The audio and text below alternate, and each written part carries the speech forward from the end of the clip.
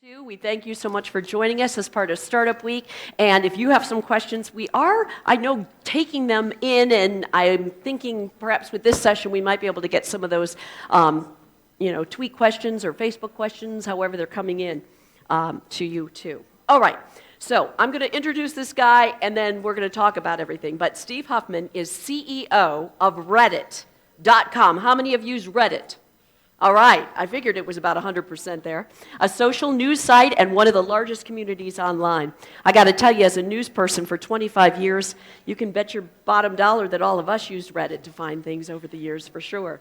He created Reddit with his college roommate, Alex Onihan, and Reddit was initially funded by a Y Combinator in 2006 and has grown to over 5 billion page views and 100 million visitors per month.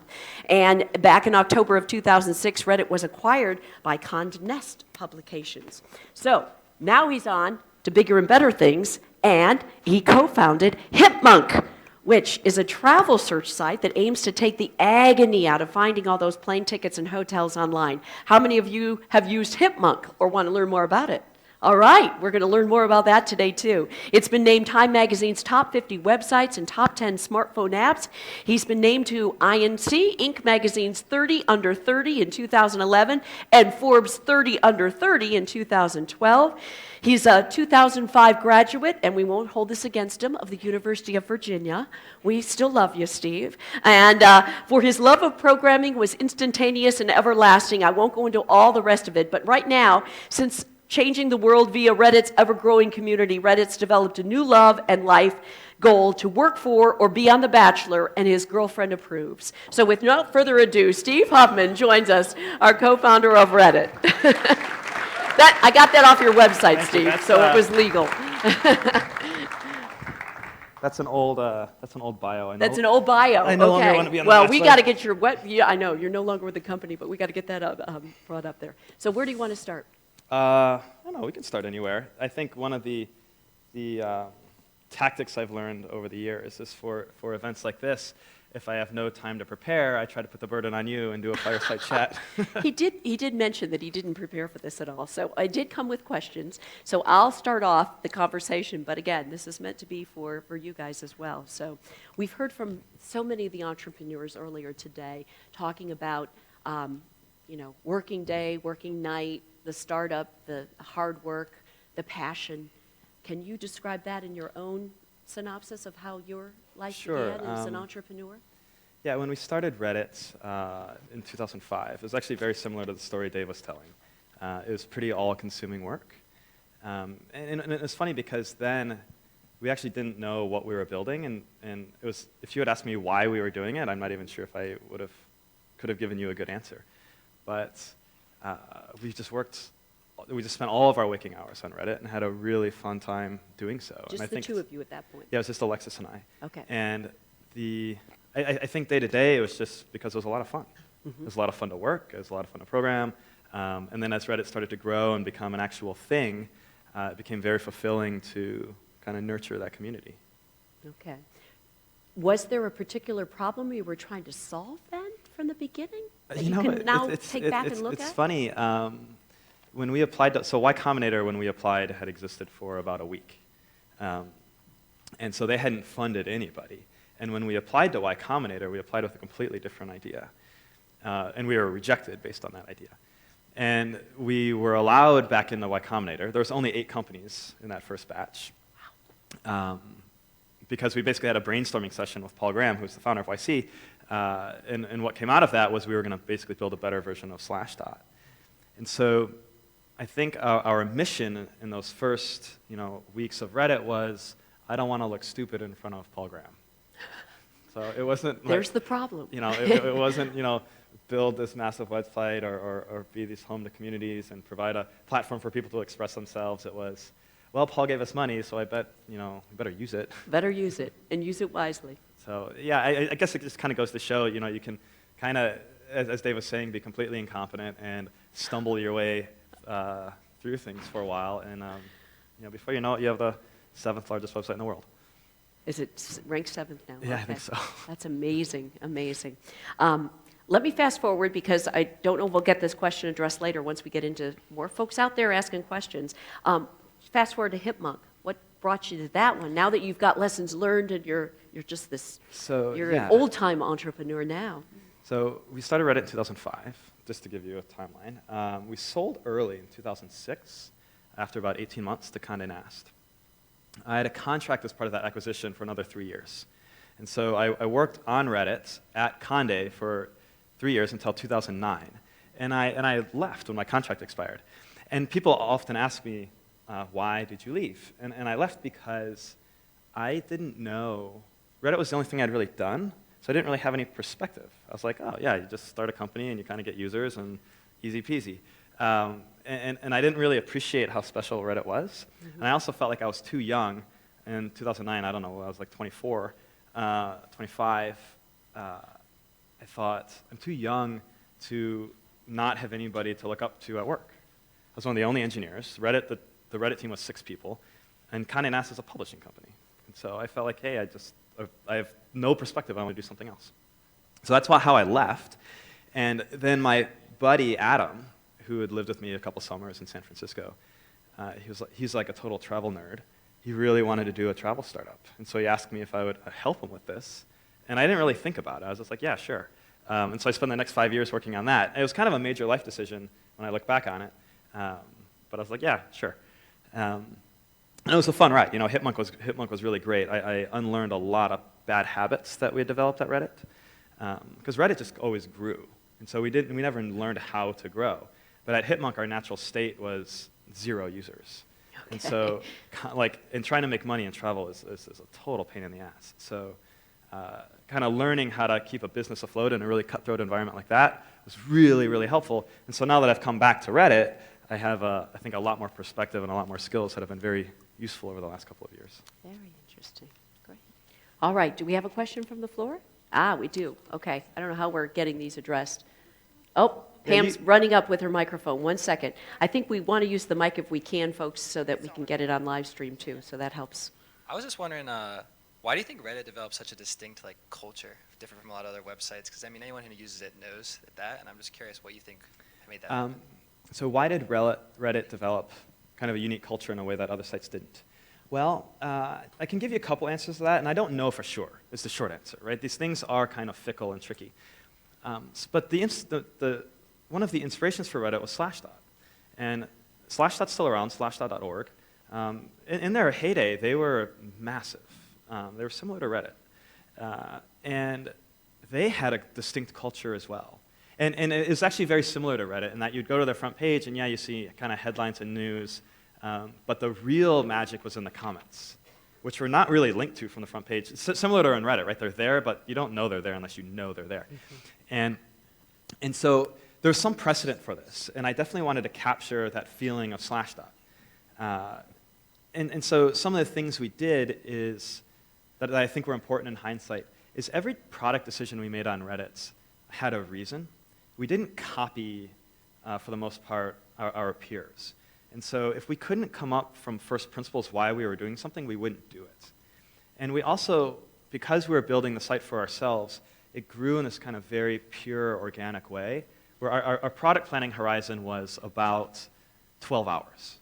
Right? I'd wake up in the morning, and I'd work on whatever I felt like that day. You know, what was fun for me, what was fun for the users. You know, there wasn't a lot of strategy behind it, for better or for worse. And on the good side was everything we did felt very natural and pure. And I think the users can sense that, and that's what kind of creates that sort of we're all in this together vibe.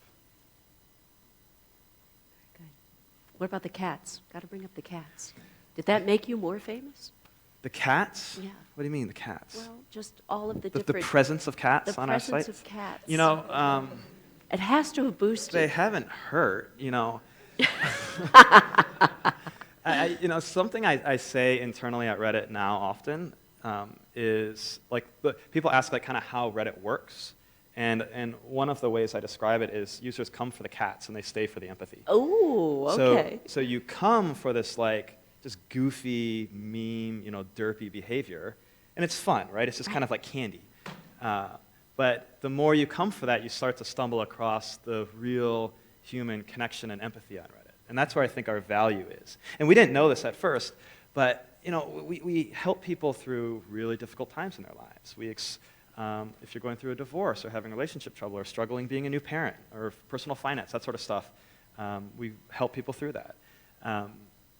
And we expose parts of the world and facets of people's personalities and their stories that you might not get to see anywhere else in the real world or online.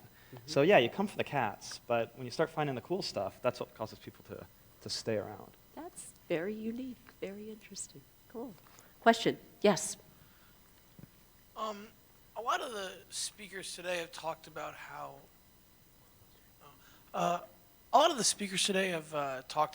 their companies are constantly changing, and that's what you have to do in order to make a company and from a startup into like a large multinational company is to continuously change your ideas and stuff. And as somebody that uses Reddit daily, I've noticed that the model is more or less been the same since I started using it a few years ago. Upvotes, comments, posts, stuff like that. So my question is, what's the future of Reddit? What is changing within Reddit? Is there things that are happening below the surface that we maybe don't see, or is there things that Reddit is doing Yep. all outside of the website Sure. themselves? Yeah. So what is Reddit doing to change? So there's some context required here. So I left in 2009. Reddit spun out from Condé Nast in 2012 to become an independent company again. And I came back in 2015. Those years when I was gone, I wasn't just me that left. Alexis, my co-founder, left, and a couple of the early engineers. I said we were 6 people when I left. 4 of those people ended up working on Hipmunk with me. And so a lot of the kind of knowledge and expertise of Reddit left and was gone for about 5 years.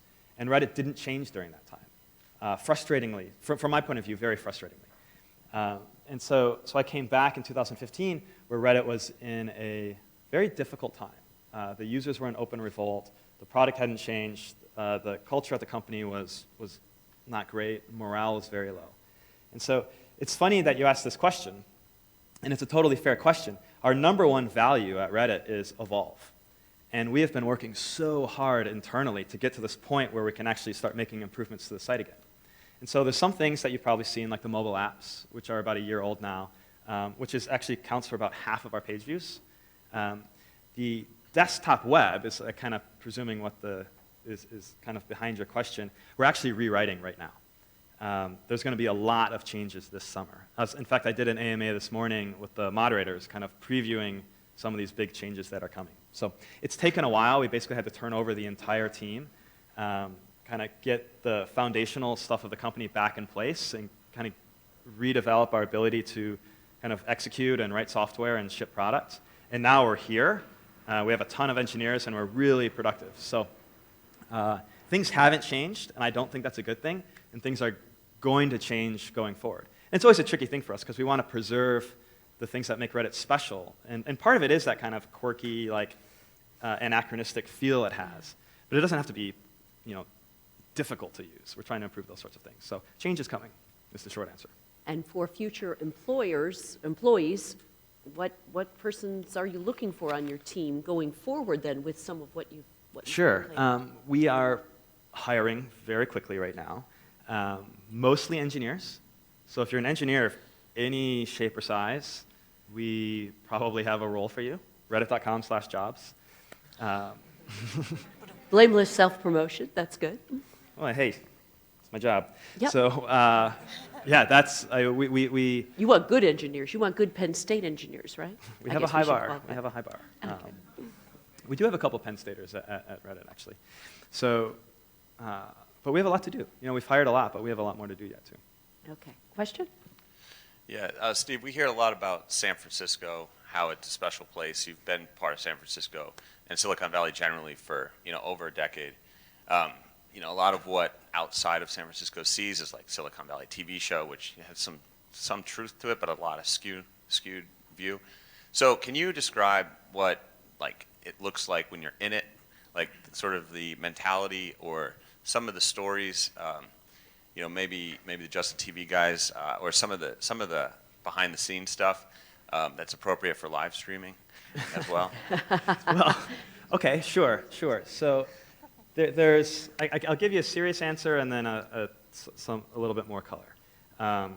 For reference, Dan Veltri asked this question, one of the founders of Weebly. We lived in the same apartment building for about a year. After I sold Reddit, immediately after I sold Reddit, and while they were just getting started. So there was a disparity in our work ethic for a few months there. But Both are laughing. we had a good time. The special thing about San Francisco and the Bay Area that is hard to replicate elsewhere is the fact that pretty much everybody I know in San Francisco is working on something, like working on their own company. And so it kind of normalizes this behavior that like everybody has a project, everybody's going through this kind of incredibly stressful but creative thing, and you don't have to explain to anybody what a startup is or why you're doing it and why you're working these long hours and why you're so kind of strung out and stressed out. That's just kind of, everybody just accepts that. And so I think that culture is really, really helpful. And there's also an element of keeping up with the Joneses that keeps you motivated. Where it's funny because there's always this, when I talk to people, especially folks like yourself who might just be getting started, they look up to me and they're like, wow, it's so successful, I want to be like you, I want to do sort of stuff you do. And it's funny, day to day, I feel like unsuccessful, right? I feel I'm still chasing something, I'm not quite sure what, but I just feel like I haven't made it yet. There's so much more we can do, and if I don't help Reddit live up to its potential, I'm a failure. And I think whether that's a healthy attitude or not, that's one of those things that you kind of get living in an environment where everybody is working on something. And a lot of those somethings are actually quite large. But aside from that part, it's a lot of fun having peers who are going through similar experiences to you. And you can kind of share some of the burden and have a good time. And it's fun kind of like, I think, kind of bullshitting with my friends and dreaming up like ways of messing with users and then going home and doing it. Like you can kind of like And sharing those trade secrets, huh? yeah. In the same community. So it's a very fun kind of collaborative environment for sure. Are you all young and hip like you guys that I'm looking out in the audience at? Because I'm too old to go to San Francisco. So young and hip is funny because all of my friends were all dorks in high school who have just like, I think learned how to like have learned how to like affect confidence. Okay. Or still a bunch of like shy dorks. So Oh, okay. There we go. I don't think that really changes. I don't believe that. Okay, Pam's got another one?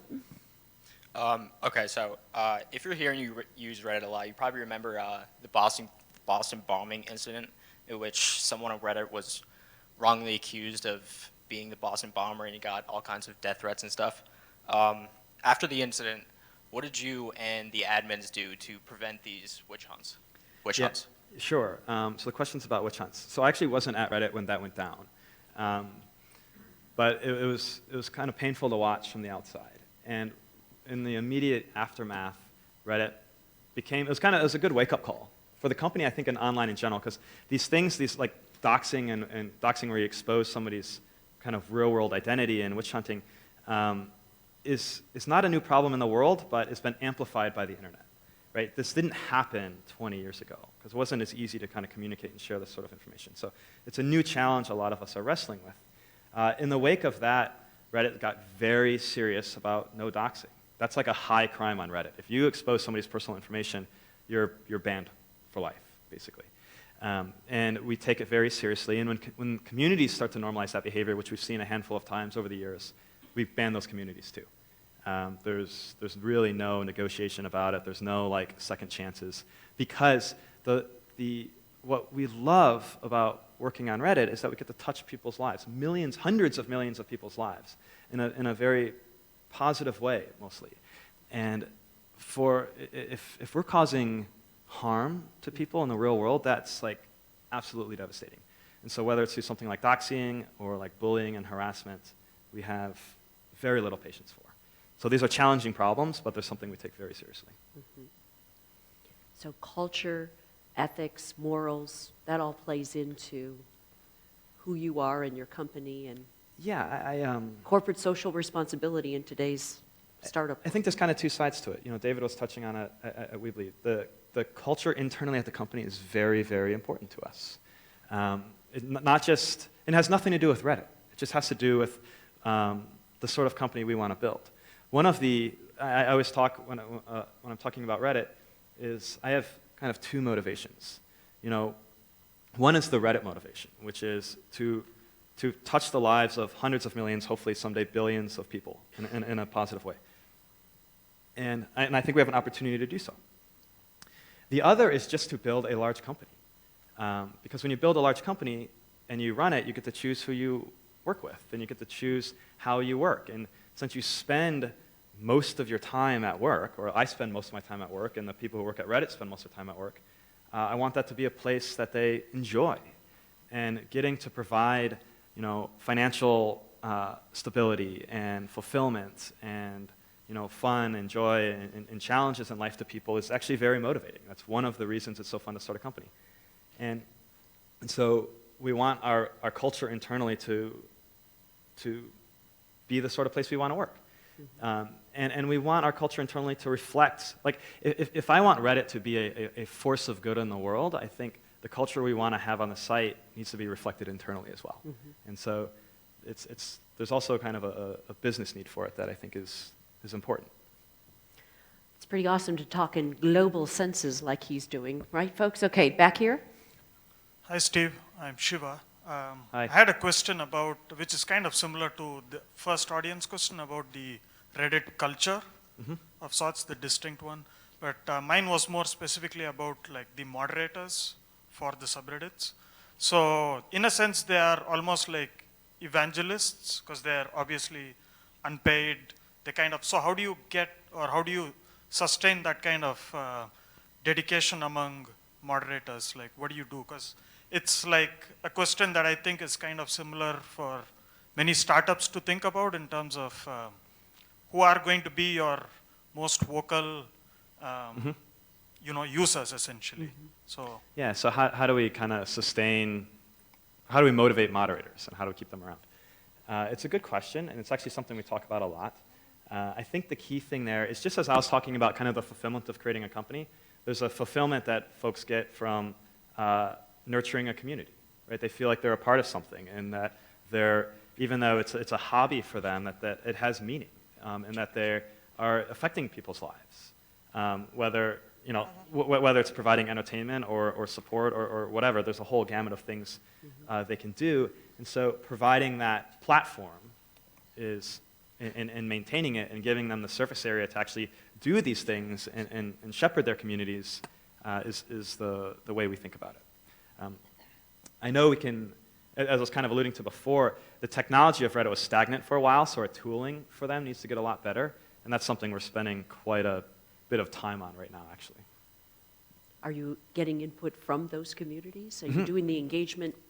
Well, in fact, yeah, actually, I was talking to a lot of them this morning for a couple hours. I was down in the cafeteria on my iPad doing an AMA with moderators, which was like kind of the weirdest place I've done an AMA because there's also like a Sublime cover band playing like live at the same time, which was a little distracting just because I really like Sublime. So if anybody knows those guys, send them my regards. It was really good. I've seen Sublime live before. These guys are actually like pretty good. So. All right, cool. Over here, Pam. Hey, first of all, thank you so much for coming. We love having you every year. Thank you. So you mentioned that Reddit you really like to see as a force for good. And in recent years, I think a lot of us would say it's become a battleground, especially political. So my question is, how do you see communities like the Donald fitting in that vision? Yep. Thank you for that question. Reddit is, I think what's really cool about Reddit, in its purest form, it is a reflection of humanity. And the tension you see on Reddit around politics kind of mirrors the tension you see in the country. And I think that's one of the things we just need to accept. And so while I am no fan of the Donald, and they are certainly no fan of me, I think their existence is important.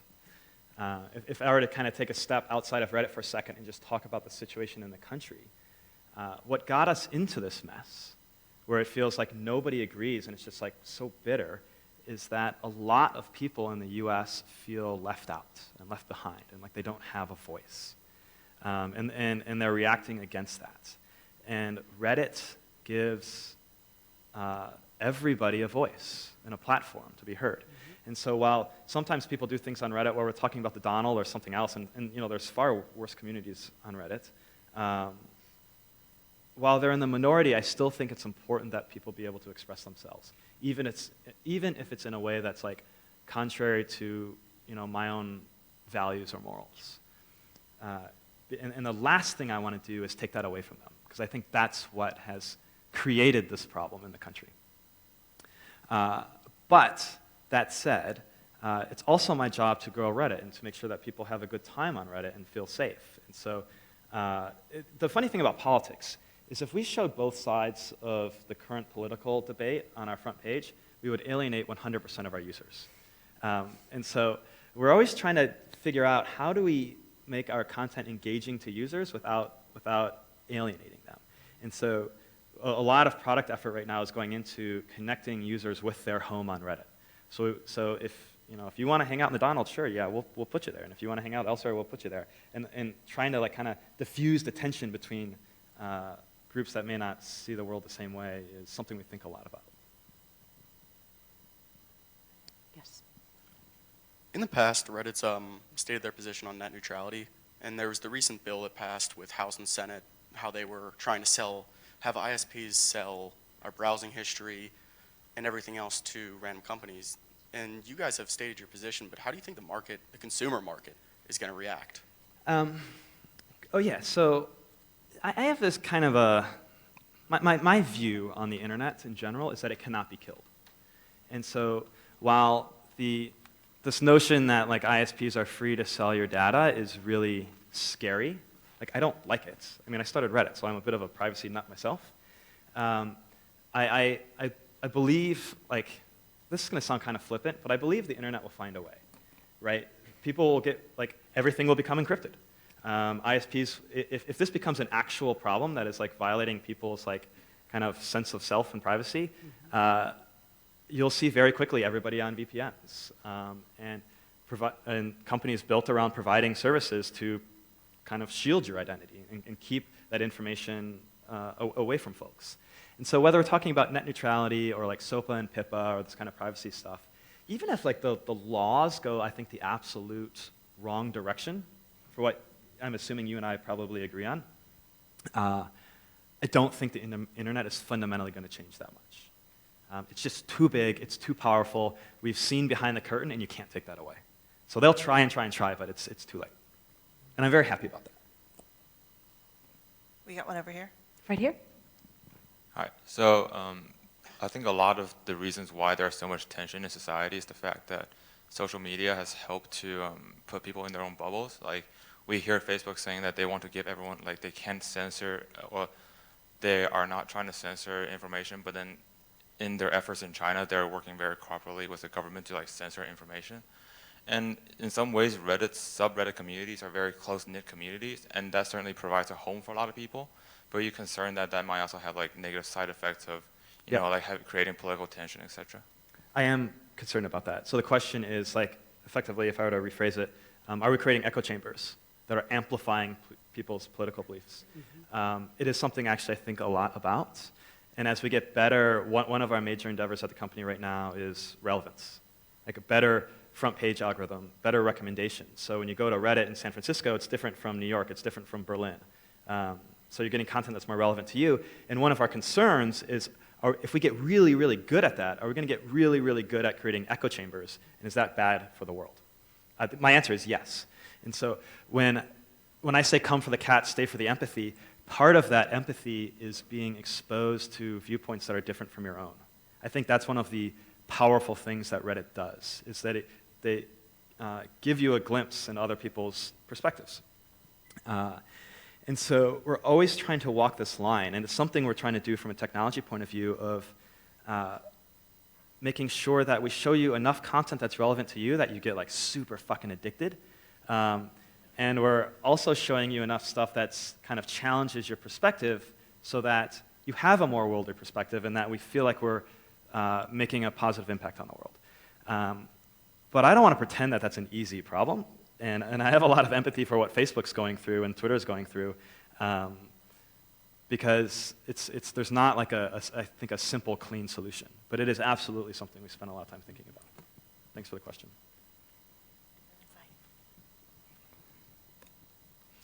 Hi. So going back to how we were talking about that, you know how you're like continuously in search of like something that you want to do, and you're like, oh, it's not there, I'm not there yet.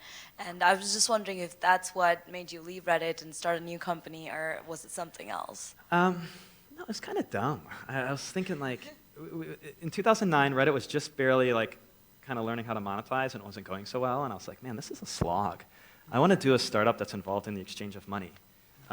Ironically, I started a travel company, which is like got to be the hardest way to make money online. But for better or for worse, I don't spend a lot of time behind kind of major life decisions, and I think overall that's been a net good thing. It's worked so far. Yeah, right. So, my general view is like try to say yes to opportunities, because you never know where it's going to take you. And if you say no and you later regret it, just kind of have this perspective that there's another train coming, right? There's always something else along the way, and you know, don't get too down on it. So I would say like I just didn't, when I think about leaving Reddit and then starting Hipmunk, I just really didn't put a ton of thought into it, to be honest with you. There you go.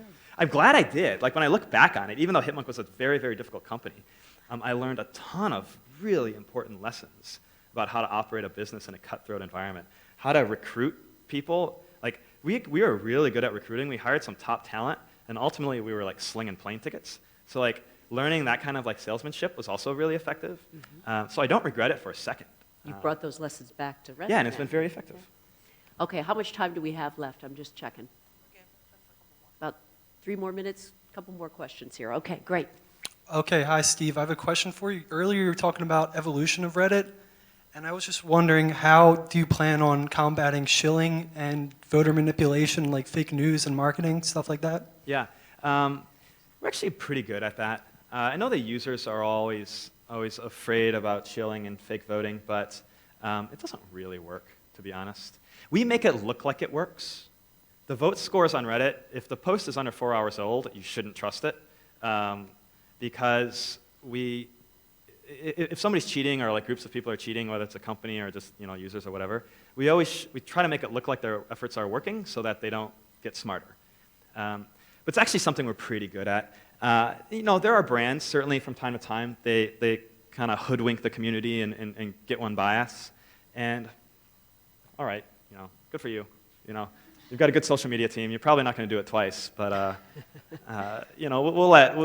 it doesn't bother me that much, to be honest.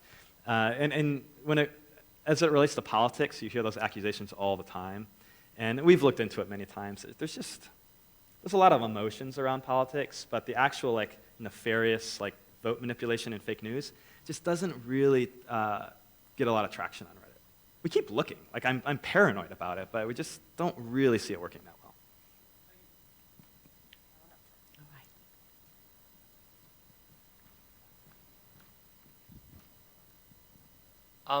My question's it's kind of the same thing with the talk from David about Weebly.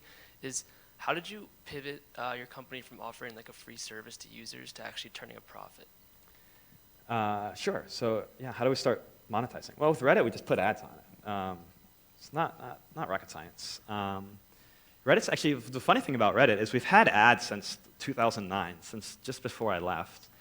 In fact, like funny story that Weebly doesn't tell very often is when about a year into their business, when like things weren't going so well, they actually like ignored Weebly for a while and worked on this other company called Snap Ads, where they were doing like genetic algorithms to like dynamically create ads, and we were one of their like test partners. And so yeah, we were screwing around with ads.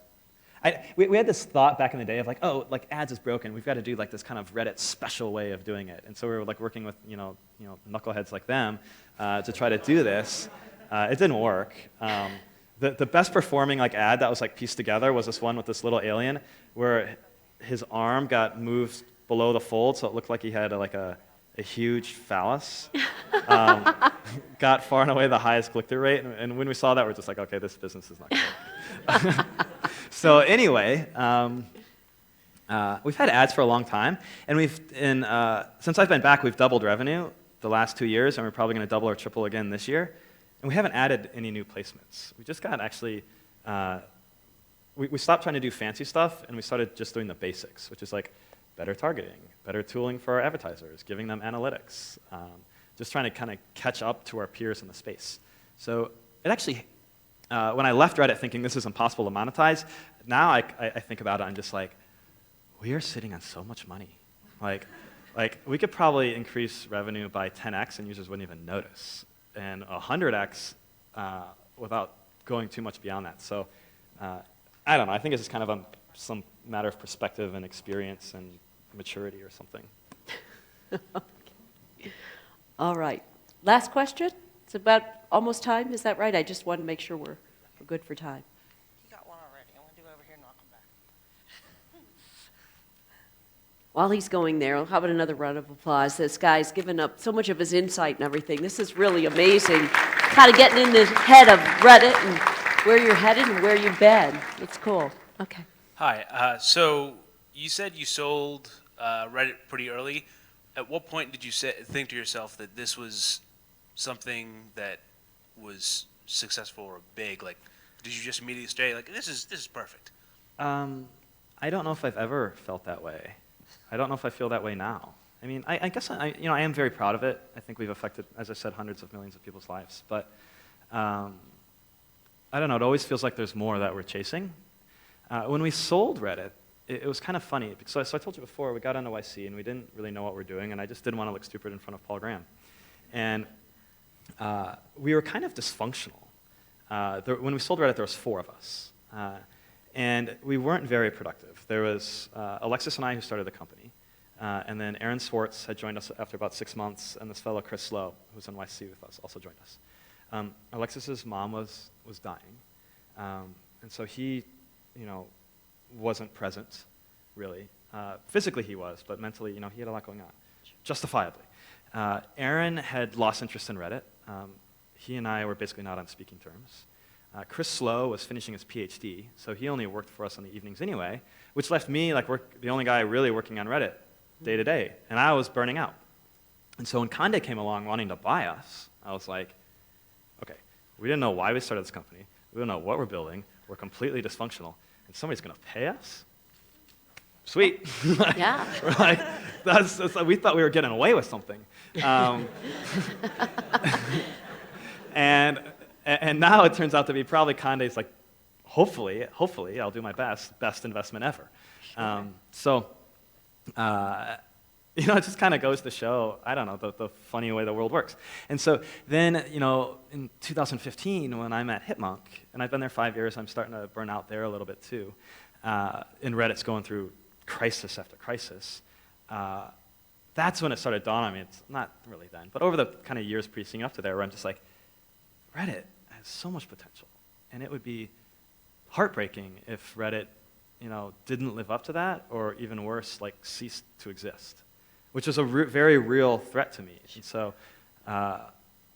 getting an opportunity to come back and help Reddit live up to its potential has been one of easily the most fortunate thing that I think ever happened to me, and I feel so very lucky to get to be a part of it. But would I have predicted that in 2006? No, I thought Reddit was on a vector to the grave, and we were getting money. So it's just That's your baby. You want it. Yeah, it is. It is, and it's just even now, I think I still probably lack a lot of perspective, and so ask me again in 10 years how I feel about Reddit. I'm sure my answer will be different. All right, let's end on some wonderfully summation point that I'm sure you'll come within you. Is there any words of wisdom you can impart as our final speaker here, as this great week that we've experienced, and some of these students out here are looking to be the next you? So I think I've kind of touched on this a couple times, which is this notion that just keep yourself open to other opportunities, because you don't know what's on the other side of them. It's really hard to predict the future, and it's really easy to have kind of a grand life plan, but I promise you it's not going to work out the way you intended, and that's a good thing. So enjoy the ride, let life take you where it wants to take you, and try to be in the moment along the way, and I think you'll have a good time. All right. Wow. Thank you. Thank you. Thank you. Wow.